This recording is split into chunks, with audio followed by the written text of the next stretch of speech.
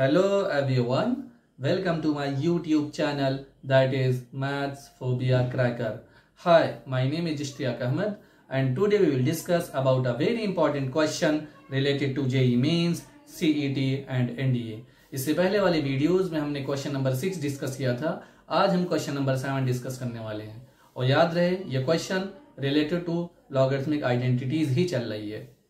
तो बिना time waste किए सबसे पहले हम क्वेश्चन को रीड करेंगे, उसके बाद में हम उसके सॉल्यूशन पर बात करने वाले हैं। तो क्वेश्चन नंबर 7 इज क्या गिवन है, सबसे पहले क्वेश्चन पढ़ लेते हैं हम लोग। If log 5 to the base 4 is equal to a and log 6 to the base 5 is equal to b, then log 2 to the base 3 is equal to option A is 1 upon 2a plus 1, option B is 1 upon 2b plus 1, option C is 2ab plus 1, option D is 1 upon 2ab minus 1। ये चार option में से कोई एक सही होगा। ठीक है, तो सॉल्यूशन की बात करेंगे। गिवन दैट क्या क्या अपने को गिवन है उसको सबसे पहले हम लोग लिख लेते हैं। Log argument 5 base 4 is equal to a and log argument 6 base 5 is equal to b. Already हमने यहाँ पे दोनों डेटा जो दिया था उसको मैंने लिख दिया है। अब क्वेश्चन को देख करके मेरे को क्या समझा कि यहाँ पे बेस 3 आर्गुमेंट 2 मतलब 3 और 2 चाहिए, तो 5 तो चाहिए नहीं। तो दिमाग के अंदर क्लिक कैसे किया कि अगर जो मैं इसको मल्टीप्लाई कर दूं और बेस चेंजिंग थ्योरम लगा दूं तो 5 कैंसिल हो जाएगा। ये प्री कैलकुलेशंस है ना, अपने माइंड के अंदर पहले से ही आपको आइडिया लगाना पड़ेगा कि हमें क्या करना है तो हम रिजल्ट तक पहुंचेंगे।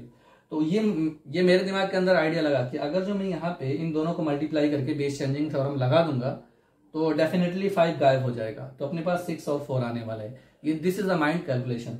तो मैंने क्या किया, ए और बी को मल्टीप्लाई किया, ए इंटू बी। ए की वैल्यू क्या है log 5 to the base 4, B की value log 6 to the base 5। Next step is apply base changing theorem. Base changing theorem क्या है कि बेस हम अपनी तरफ से ऐड करते हैं और base greater than 0 and base never be equal to 1। तो log 5 बेस 4 को मैं चेंज कर सकता हूं log 5 अपॉन log 4। यहां पे जो बेस है ना बेटा वो बेस 10 है, बिकॉज क्योंकि ये लॉग हमारा कॉमन लॉग है। ये बेस चेंजिंग थ्योरम से ऐसा हम लिख सकते हैं। ऐसे ही log 6 टू द बेस 5 को log 6 अपॉन log 5, बेस यहाँ पे 10 है, हम लिखते नहीं क्योंकि ये कॉमन लॉग है। ओके, नाउ यहां मल्टीप्लीकेशन है तो ये log 5 कैंसिल हो जाएगा। ओके फाइन, तो क्या बचा, a b is equal to log 6 numerator में बचा है और log 4 डिनोमिनेटर में, मतलब log 6 अपॉन log 4 हो जाएगा। वापस से मैंने बेस चेंजिंग थ्योरम लगाया, कौन अप्लाई बेस चेंजिंग थ्योरम। ये जो मैंने अप्लाई किया है log 5 टू द बेस 4, यहां पर भी बेस चेंजिंग थ्योरम ही लगा है।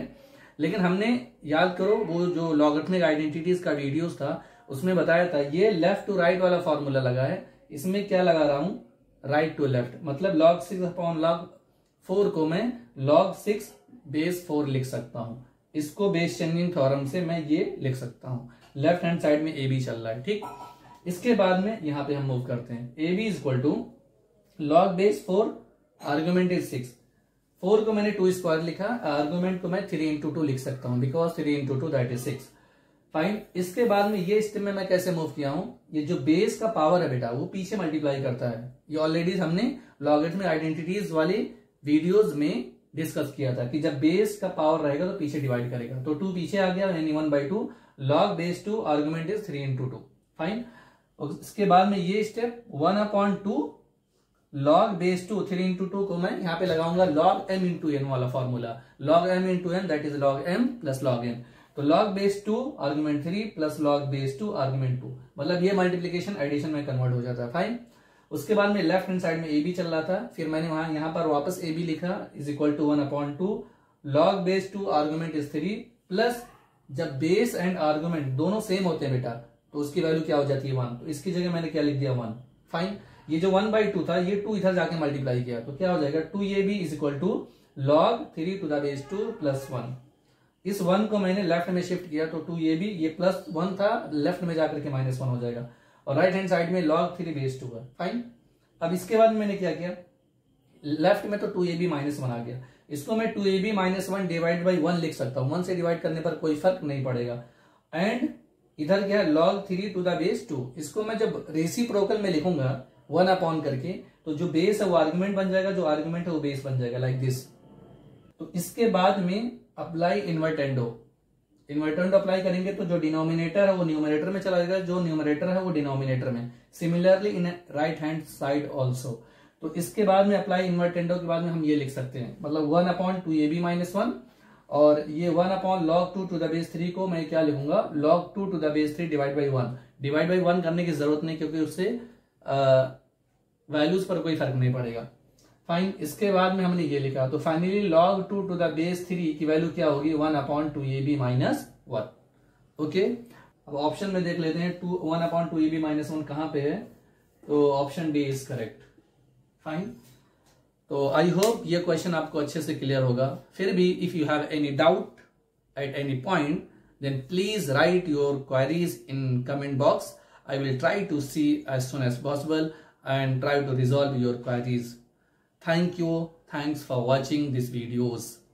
Please like, share and subscribe. Thank you very much.